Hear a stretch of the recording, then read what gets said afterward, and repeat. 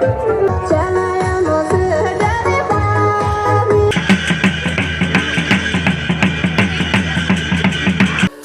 Guys what's up आशा छ तपाईहरु सन्चै हुनुहुन्छ होला। Welcome back to my health dating YouTube channel. म आज इन्डियाको अरुणाचल प्रदेशको तवाङ भन्ने ठाउँमा चाहिँ आइपुगेको छु र यो ठाउँमा चाहिँ दलाई लामाज्यूको सम्झनामा चाहिँ 4 दिने पैदल यात्राको अभियान चाहिँ चलिरहेको रहेछ। यो पैदल यात्रा चाहिँ चाइना बोर्डरबाट चाहिँ सुरु भएको रहेछ र आज चौथो दिन यो तवाङमा आएर चाहिँ सकिँदैछ। 1951 मा चाहिँ दलाई लामा लगायत हजारौं तिब्बतीयनहरु चाहिँ तिब्बतबाट भागेर इन्डियामा चाहिँ भागेर आउनु भएको रहेछ र यतै बस्न थालेको रहेछ। त्यही दिनको सम्झना स्वरूप चाहिँ उहाँहरु जुन बाटोबाट आउनु भएको थियो दलाई लामाहरु त्यही बाटोबाट चाहिँ हिँडेर चाहिँ यहाँ तवाङसम्म चाहिँ आइपुग्नु भएको रहेछ। अनि दलाई लामाज्यू यहाँ तवाङमा आएर 6औं जन्म चाहिँ उहाँले लिनु भएको रहेछ। दलाई लामाहरु भागेर आउनुको मुख्य कारण भनेको 1950 देखि 1951 सम्म चाहिँ चाइना र तिब्बतको बीचमा चाहिँ एकदम ठुलो लडाई भएको थियो र त्यो लडाईमा चाहिँ चाइनासँग तिब्बत हार्यो अनि त्यही कारणले तिब्बत पनि चाइनासँग नै मिसिन गएको थियो, नत्र तिब्बत पनि अर्कै देश थियो पहिला। यो लडाईमा चाहिँ दलाई लामाले चाहिँ सहमति जनाउनु भएको थिएन, त्यही कारणले चाहिँ चाइनाले चाहिँ उहाँलाई मार्न खोज्दाखेरि चाहिँ उहाँ इन्डियामा चाहिँ भागेर आउनु भएको रहेछ। उहाँ लगायत हजारौं तिब्बतीयनहरु उहाँबाट चाहिँ भागेर आउनु भएको थियो अनि इन्डियाले शरण दियो उहाँहरूलाई। त्यही कारणले पनि चाइनाले इन्डियालाई मन नपराउनुको कारण पनि त्यही हो, दलाई लामाले चाहिँ शरण दियो भनेर। यो ठाउँमा चाहिँ म हिजो भर्खर आइपुगेको हो र यो पैदल यात्रामा चाहिँ सबैजना सहभागी हुनुपर्छ भनेपछि चाहिँ हामी पनि यहाँ भाग लिने चाहिँ आएको थियो र अहिले चाहिँ बिहानको 9 बजिरहेछ। कमसेकम पनि यहाँबाट चाहिँ 15 किलोमिटर जति छ रे तवाङ मार्केटको तवाङ मोनेस्ट्रीमा पुगेर चाहिँ सकिने रहेछ। यो यात्रा चाहिँ अस्ति 3 दिन अगाडिदेखि नै सुरु भएको यात्रा रहेछ। चाइना बोर्डरदेखि चाहिँ सुरु भएको, जसरी चाहिँ दलाई लामा चाहिँ जुन बाटोबाट चाहिँ आउनु भएको थियो र जुन बाटोमा चाहिँ जुन ठाउँमा बास बस्नु भएको थियो त्यही ठाउँमा चाहिँ रोकेर त्यही ठाउँमा चाहिँ खाना खाएर चाहिँ उहाँको सम्झना स्वरूप चाहिँ सुरु भएको रहेछ यो पैदल यात्रा चाहिँ। यहाँबाट चाहिँ अब अगाडि एकछिन गएपछि उकालो चढ्नुपर्ने रहेछ। सर्टकट बाटो गयो भने चाहिँ छिटै पुग्छ, सर्टकट बाटो नै जान्छ, नत्र यो रोडबाटै जानु पर्यो भने त बेलुकासम्म पुग्दैन होला। त्यही कारणले यो जङ्गल बाटो चाहिँ सर्टकट बाटो छ भन्दैछ।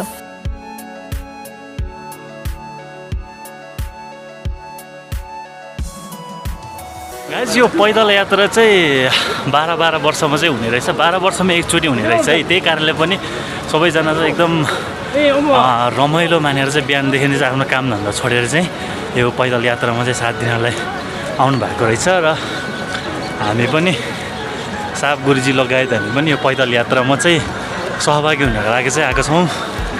एकदमै रमाइलो भइरहेको छ। यहाँ चाहिँ हामी पैदल यात्रा सुरु गरेको पनि धेरै भएको छैन, आधा घन्टा जति चाहिँ भएको छ। माथि पुग्नुपर्ने रहेछ, उकालो बाटो रहेछ धेरै होला माथिसम्म पुग्नलाई चाहिँ। अहिलेसम्म चाहिँ रोड आइरहेको थियो, अब चाहिँ उकालो बाटो रहेछ। यहाँको मान्छेहरूको पुर्खौली थलो चाहिँ तिब्बत नै रहेछ। उहाँहरू चाहिँ 1951 देखि चाहिँ यतै बस्नु भएको छ। आजको दिन चाहिँ उहाँहरू आफ्नो जातीय ड्रेस लगाएर चाहिँ पुरै रमाइलोको साथमा पहिलाको सम्झनामा चाहिँ उहाँहरू जसरी चाहिँ तिब्बतबाट चाहिँ आफ्नो ज्यान बचाएर इन्डियामा चाहिँ छिर्नु भएको थियो, नत्र वहीँ बसिरहेको भए चाइनाको आर्मीहरूले चाहिँ मार्न पनि सक्थ्यो, तर उहाँहरू चाहिँ बचाएर यहाँ आउनु भएको थियो। र अहिले चाहिँ भिडियो होइन यतिकै यादगार हुन्छ क्या।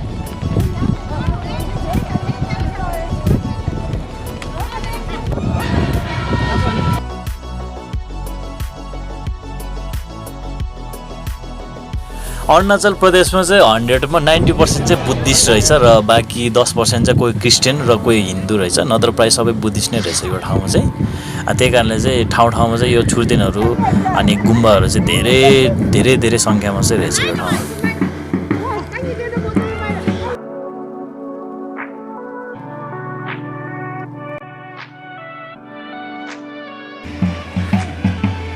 निकै नै लामो यात्रा भयो आज चाहिँ, पुरै ठाडै उकालो चढ्यो। बिहान हामी त्यस्तै 9 बजीतिर चढेको होला है।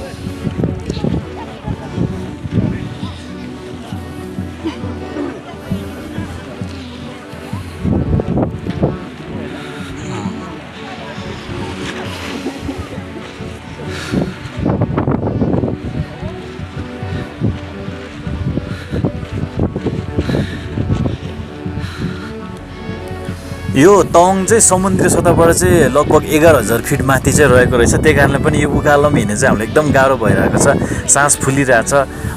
जति धेरै हाइटमा गयो त्यति नै अलिक अक्सिजनको कमी पनि हुन्छ र अलिकति हिँडे पनि एकदम सास फुल्ने चाहिँ हुन्छ। त्यही कारणले पनि हामीलाई चाहिँ अलिक गाह्रो भएको छ। यताको मान्छेहरू त अब यतै जन्मेको यतै हुर्केको, त्यही कारणले अब खासै गाह्रो भएन होला हामीलाई चाहिँ। तर यस्तो उकालो चढ्दाखेरि चाहिँ सास फुलेको जस्तो अब त्यस्तो भइरहेछ, सास लिन पनि अलिक गाह्रो भइरहेछ हामीलाई चाहिँ।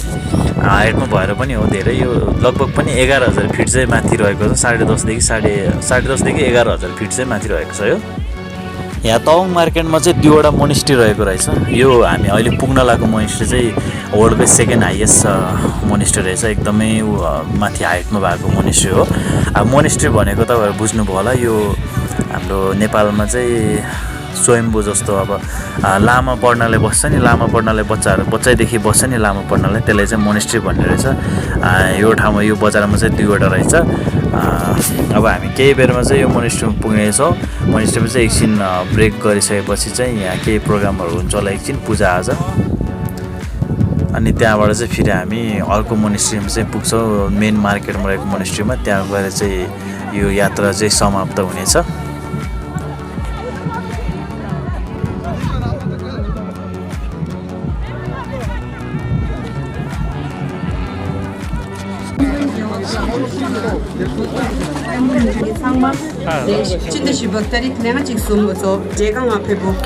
र गाइज हामी चाहिँ फाइनली तवाङ मोनेस्ट्री एरियामा चाहिँ आइपुगेको छ र यहाँ चाहिँ केही प्रोग्रामहरू पनि राख्नु भएको रहेछ। यो डान्स चाहिँ देखाउन गइरहेको छ। यो चाहिँ अरुणाचल प्रदेशको एकदम लोकप्रिय डान्स रहेछ। यहाँहरूले चाहिँ आफ्नो कला देखाउँदै हुनुहुन्छ।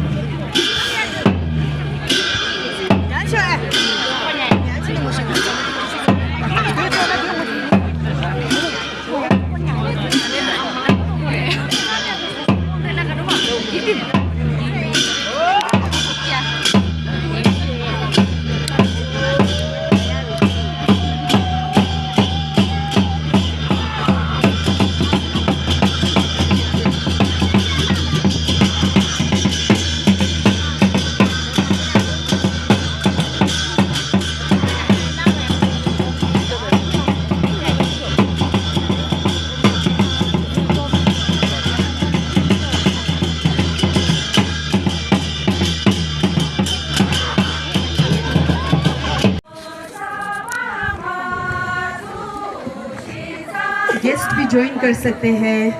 सर आप लोग भी ज्वाइन कीजिए हमारे आमा को।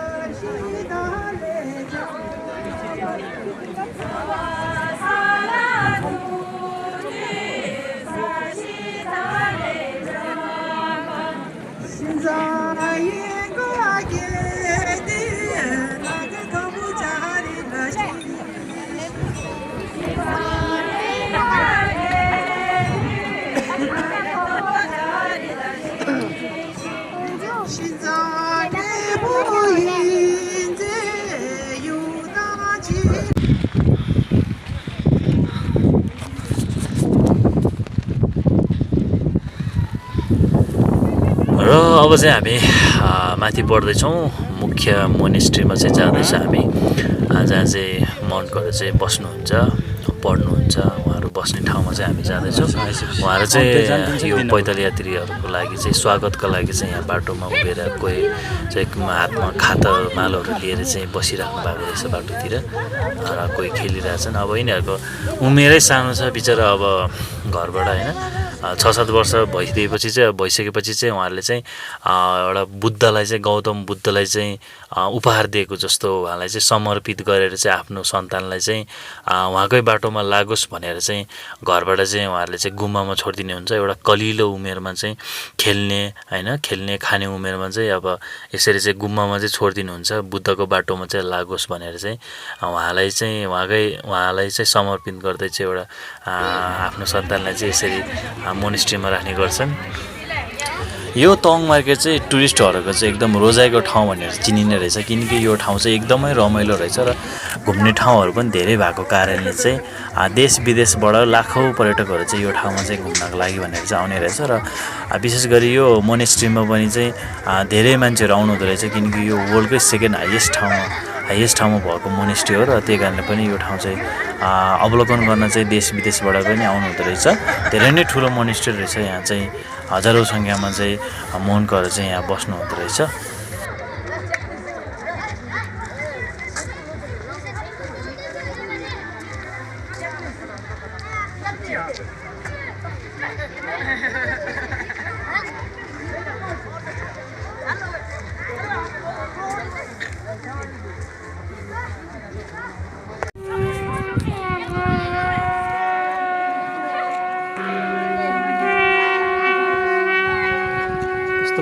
दलाई लामाज्यूको पैदल यात्रीहरूले चाहिँ यहाँको मोनकहरूले चाहिँ तलैदेखि स्वागत गरेर चाहिँ ल्याउँदै हुनुहुन्छ र आफ्नो मुख्य मोनेस्ट्रीमा चाहिँ लिएर आउँदै हुनुहुन्छ तलैदेखि।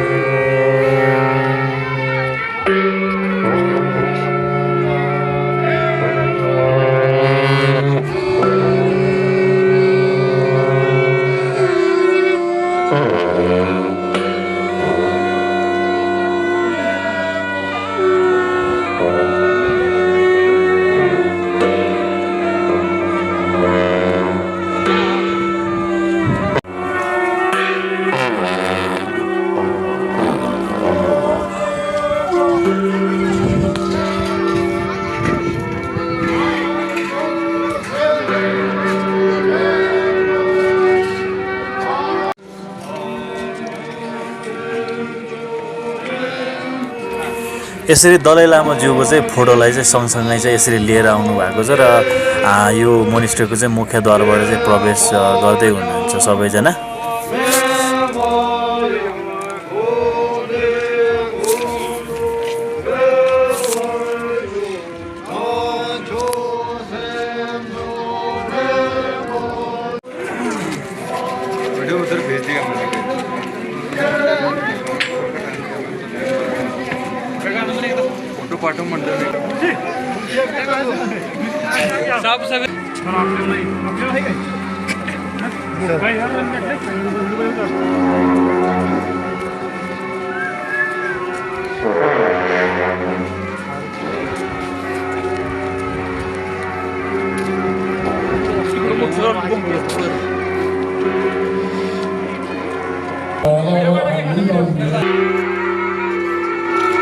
Selamat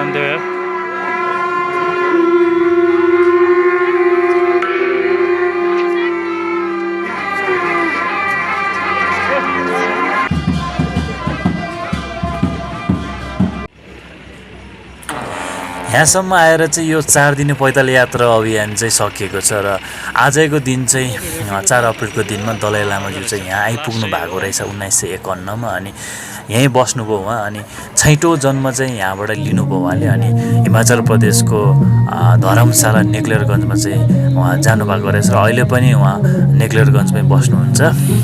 यो पैदल यात्रालाई चाहिँ 4 दिनमा सकाउनु भयो र सफलतापूर्वक सकेकोमा यहाँको सबै जनताहरू चाहिँ एक आपसमा चाहिँ आफ्नो ट्रेडिसनल डान्सहरू देखाएर चाहिँ खुसियाली बाँड्दै हुनुहुन्छ एक आपसमा।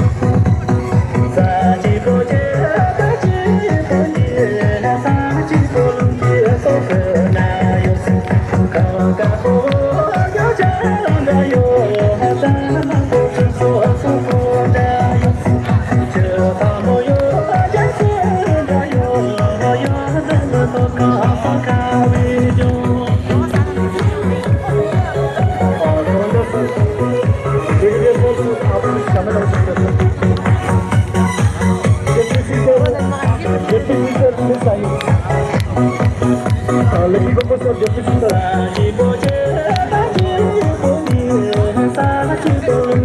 सकेन यो पाँजने